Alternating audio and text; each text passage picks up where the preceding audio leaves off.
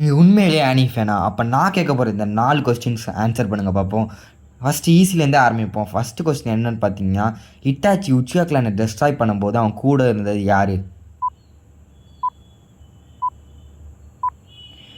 ஒபிட்டோன்னு சொல்லியிருந்தீங்கன்னா answer correct. Next medium level. ஒரு ஃபன்னியான கொஸ்டின்ங்க. எந்த கேரக்டர் அதிகமா நெஞ்சுல ஓட்ட போடுவான்? நீங்க கக்காஷின்னு சொல்லியிருந்தீங்கன்னா உங்க ஆன்ஸர் கரெக்ட். அடுத்து ஹால் லெவல். நருட்டோ சீரிஸ்ல எத்தன பேர் இதுவரைக்கும் ரிடிங்கன் யூஸ் பண்ணியிருக்காங்க?